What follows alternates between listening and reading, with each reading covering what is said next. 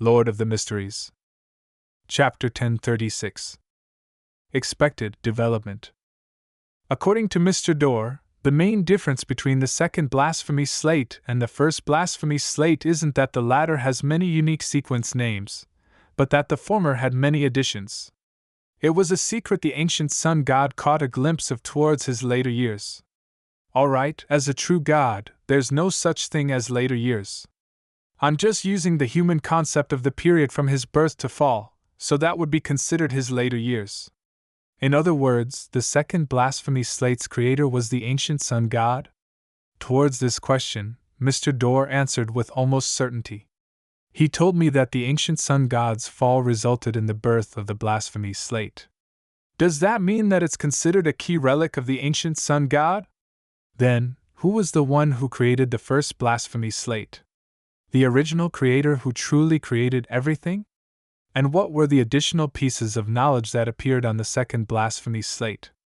Mr. Dorr didn't answer, only saying that it involves too many secrets. It cannot be explained in just a few words. If he were to return to the real world, he would be able to tell me in detail.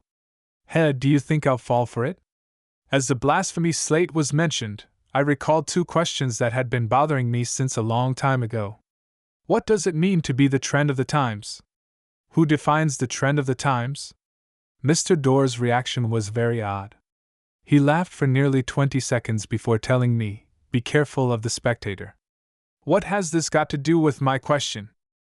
With his reminder, I carefully recalled the contents of the second blasphemy slate and discovered an unusual problem. As a beyonder of the savant pathway, my memory is something I can be proud of due to my eidetic memory. However, I only recalled that sequence 0 of the spectator pathway is visionary, but I have no impression of its ritual to become a god. I can clearly remember all the rituals for the other 21 pathways, but this is the only one where, not only do I lack an impression of, I have even subconsciously neglected it. I tried asking Mr. Dorr what the ritual is for becoming a god for the spectator pathway. Mr. Dorr laughed and said with a teasing and leisurely tone, "Didn't you already say it? The ritual for a spectator to become a god is to make the development of the times to be in line with one's expectations. Then consume the potion for their advancement when it's at a certain time node in that trend? I believe that's the truth. Compared to the times is part of the original creator.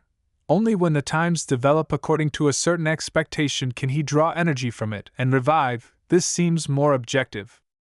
I knew that among the founders of that ancient secret organization, there had to be someone with their plans apart from the zealots.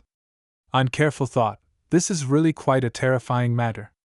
It's fine when stuck in the low and mid-beyonder levels, but once someone is of a high standing, they might suffer an unknown and sudden destruction simply because their particular thoughts, ideas, or matters that they would like to push forward disagrees with a particular existence's expectations.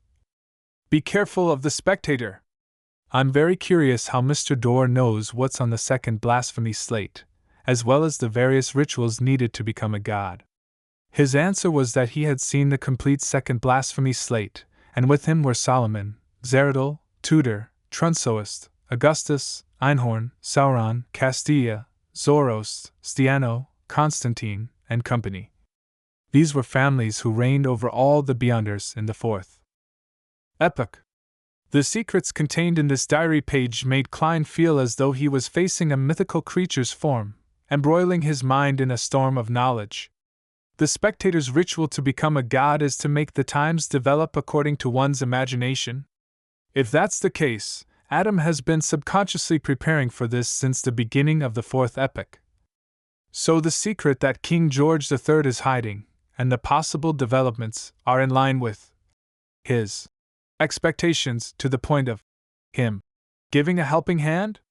Once the tide of the times come rushing in, with things not being capable of changing in short time spans, he will be able to become a god? In that case, engaging in a deep investigation of the Great Smog is abnormally dangerous. Even if I'm currently a blessed of the goddess, having an official Beyonders background and being able to cooperate with angels anytime, my safety can't be guaranteed. After all, the goddess isn't able to descend for quite some time. Amidst his thoughts, Klein suddenly had the intention of cowering back. If this were in the past, he could relax after reporting the matter to the Church of Evernight and even leave Backlund for a vacation. But now, as a blessed of the goddess, he had already promised to seek out Vinrambus and Saintess of White Caterina, making it very difficult for him to escape. It was truly a case of you win some, you lose some. Furthermore, Klein didn't know how Adam wished for the times to develop. If a great smog of Backlund happened again, he really had no way of extricating himself. There were people he cared about, and he yearned for peace. At the very least, I have to know what the king's secret is before deciding what to do.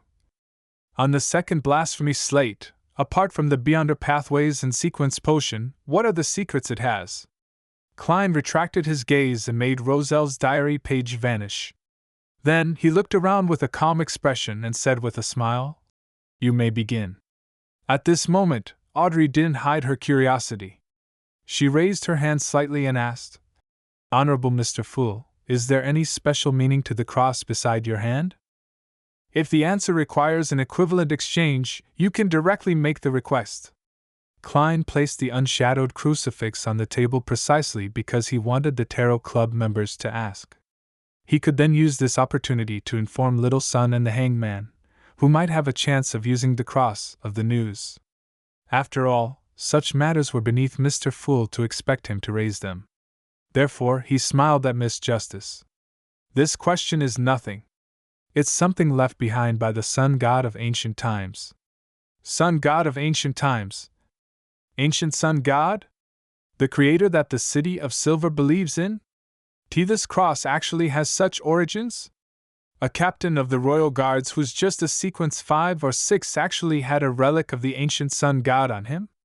Isn't that too much a coincidence? Furs couldn't believe her ears when she heard Mr. Fool's answer. At this moment, the Fool Klein mentioned in passing. Its level isn't too high, corresponding to an unshadowed. Its greatest use is to eliminate the mental corruption of Beyonder characteristics and help people who have consumed excessive potions to expel the excess characteristics. It will allow those who do not wish to remain in the mysterious world to return to normalcy. This power is rather fascinating. It's no wonder Mr. World once asked me if given a chance, will I be willing to completely leave the mysterious world? Audrey felt that her curiosity was satisfied. Strange. It really is an item that makes me uncomfortable. Emlyn made a judgment as he looked to the side at the sun. Derek was surprised and delighted, having a feeling that he had his dream fulfilled. His dream was to free all the residents of the City of Silver from the curse and return under the sun, and not constantly suffer the madness, pain, and torture. And if such a dream could be fulfilled by the relic inherited from the ancient sun god, the creator who the City of Silver believed in, it would truly appear to be destiny and inevitable. He spoke before the hangman. "Honorable Mr. Fool, can I find a way to trade for this item?" "As long as you pay a sufficient price," Klein said with a slight nod.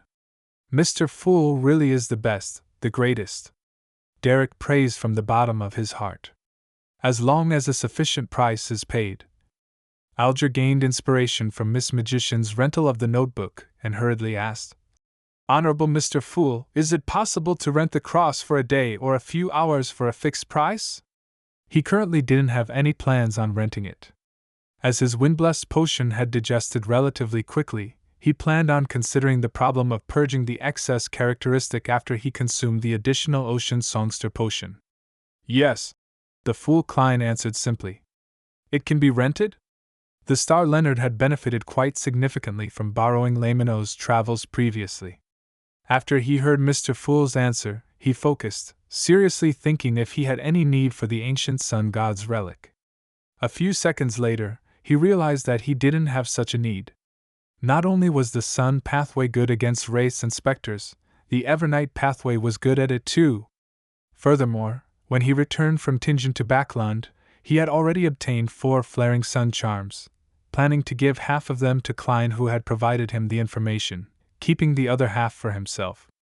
As for purging the excessive Beyonder characteristics and leaving the mysterious world, he didn't need it. He was about to hold the ritual to become a spirit warlock. At this moment, Furs glanced at Zio and felt pangs of regret. She wasn't regretting them sacrificing the cross to Mr. Fool, but rather that she didn't attempt to use her powers or Lamino's travels to record the corresponding powers before sacrificing it. Of course, this was mainly because she was rather timid. Without being able to use an astrologer's means to determine the cross's uses and effects, she didn't dare to rashly make attempts. After all, I can still rent it from Mr. Fool in the future. She tried hard to cheer up. Noticing no further requests, the Fool Klein retracted his grace, gesturing to the Tarot Club members to begin the transactions and discussions. In fact, the unshadowed crucifix had someone who potentially needed it. It was the Fog Sea's strongest hunter, Anderson. This fellow had undergone various experiments after boarding the Golden Dream under Vice Admiral Iceberg's arrangements, doing so in a bid to digest the alien object inside him. There was already a certain level of success, but it wasn't enough to completely eliminate the latent problems. Upon thinking of this, Klein silently mumbled, "I'll get Danitz to ask later."